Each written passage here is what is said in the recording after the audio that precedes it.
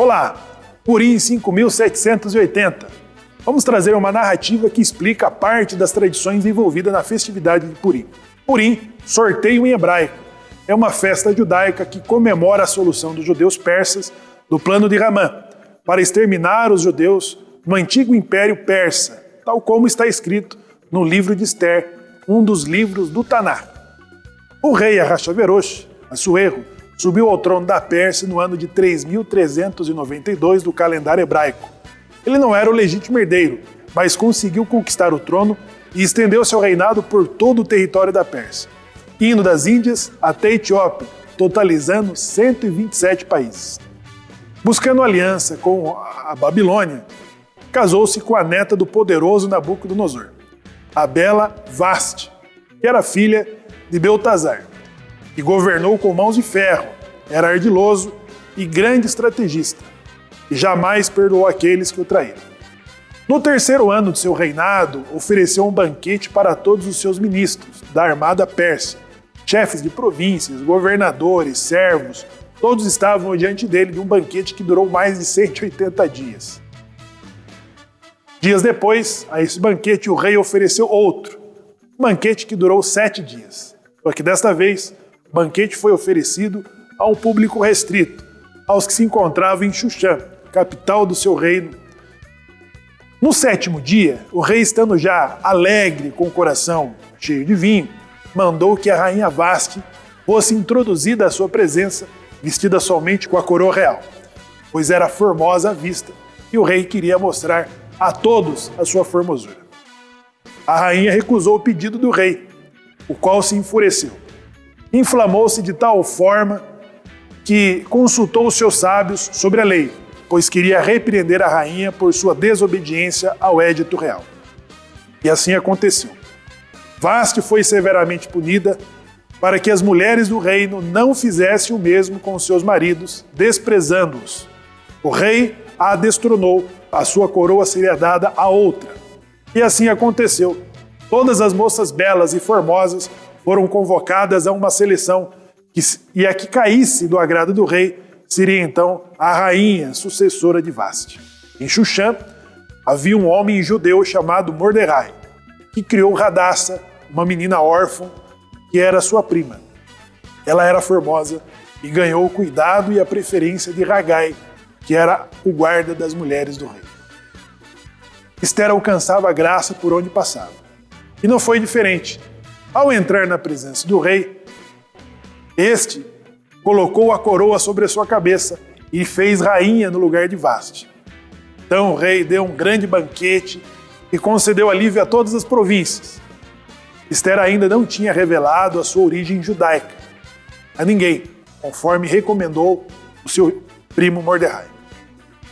Este Mordecai ficava sentado na porta do palácio, sempre à espera de notícias de Ester, quando veio saber que 2 príncipes do rei conspiravam tramando contra a vida do rei. O que Mordecai avisa a rainha Ester e esta avisa o rei. Investigou-se então, vendo que era verdade. Então os 2 príncipes foram enforcados e tudo isso foi escrito no livro de Crônicas da Pérsia. O ministro do rei era Ramã. E toda vez que este passava pela porta, Mordecai não o saudava, como era costume do povo da época, cumprimentar o ministro. Ramã se enfureceu contra Mordecai e começou a persegui-lo. Então procurou o rei sobre um povo cujas leis eram diferentes. Povo que estava disperso entre os povos das suas províncias e do seu reino, do qual não cumpria determinadas leis do rei. Pelo que não convém ao rei tolerá-los. E se bem parecer ao rei, decrete por escrito que sejam mortos. Então o rei entrega a Ramã, inimigo de Israel, o seu anel, e esse decreta a morte de todos os judeus. Mordecai, ao saber do decreto, rasga sua roupa e veste-se pano de saco e de cinzas e chora. E Ester, sabendo do ocorrido, enviou rapidamente moças e os eunucos até a presença de Mordecai, oferecendo-lhe consolo e auxílio para que soubesse a rainha Ester o que havia acontecido. Todos se comoveram. O servo de Ester, Ratã, então questionou a Mordecai porque estava de luto.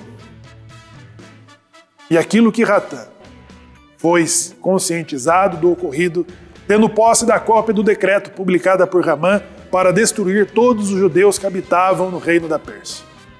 De volta ao palácio, conta a rainha Ester o que está acontecendo.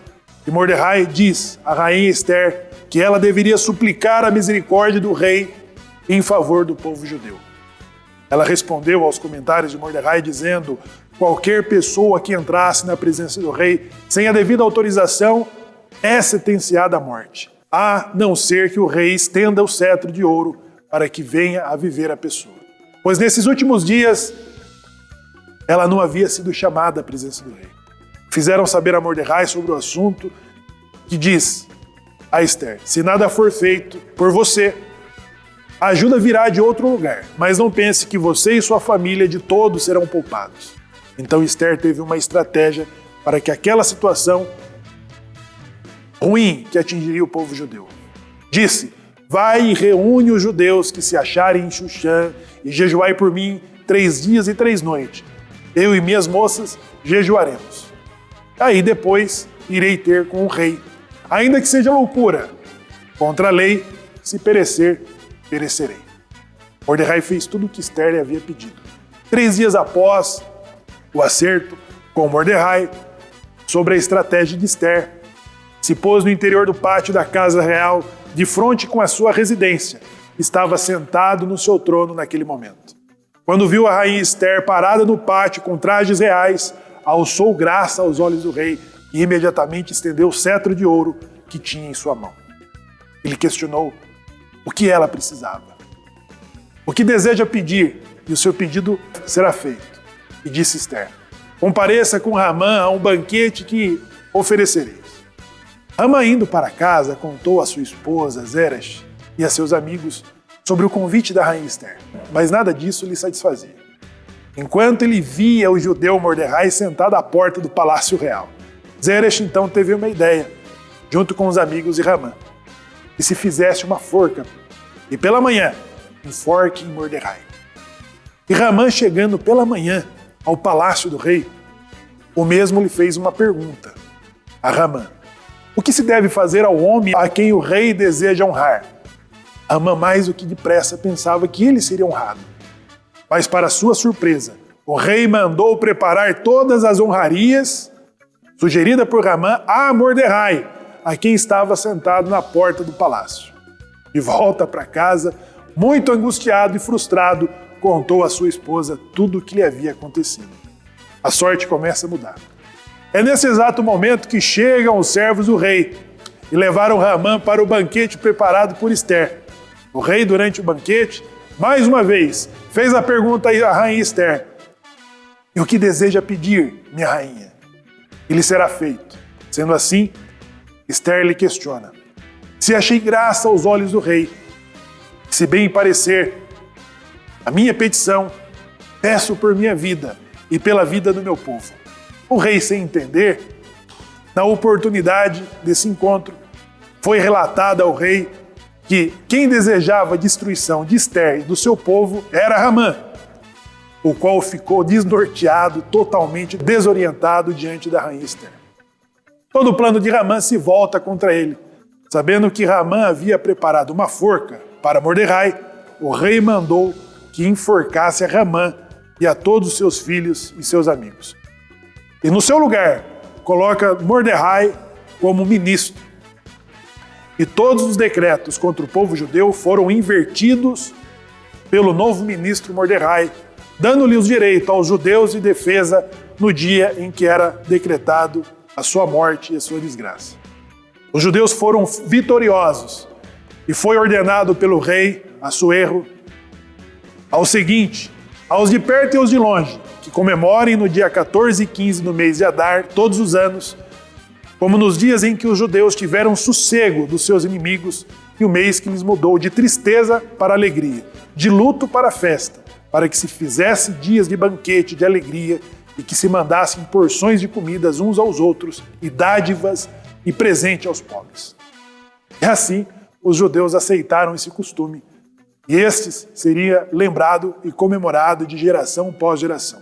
Todas as famílias, e que esses dias de Purim jamais se extinguissem entre os judeus e seus descendentes. Por que nos fantasiamos?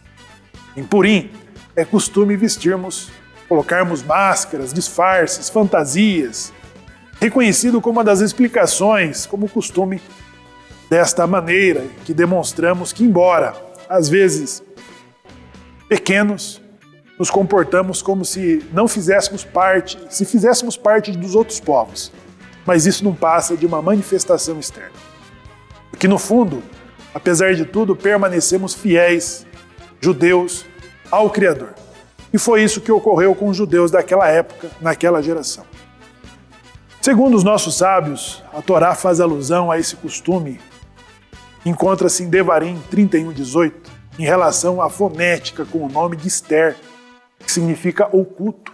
O fato de darmos presentes uns aos outros, e também presente aos pobres em Purim, é um tipo que serve para cumprir o mandamento da alegria nessa festividade. Se você deseja oferecer dinheiro, uma quantia que possa ser no mínimo para fazer uma refeição.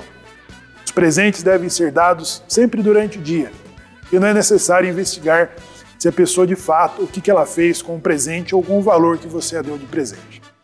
Enviar porções de alimento é uma obrigação que devemos ter, sempre consumirmos imediatamente, né? A troca de presentes. E quem não tiver nada para doar de presente, então existe o costume de trocar pratos para o Kiddush de Purim, né?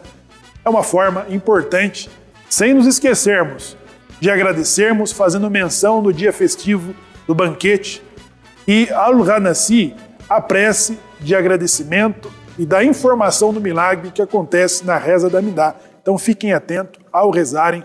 É importante saber que Ramã é descendente de Amaleque, que sobreviveu ao ataque do rei Saul e voltou para perseguir os judeus na Pérsia. Porém, seus decretos de maldição e de morte foram revertidos em dia de sorte, de vitória e de alegria. Então, desejo a todos vocês um Hag Sameach Purim, e como diz, e para os judeus foi isso luz, alegria, regozijo e preciosidade. E que assim seja conosco também. Hag Sameach!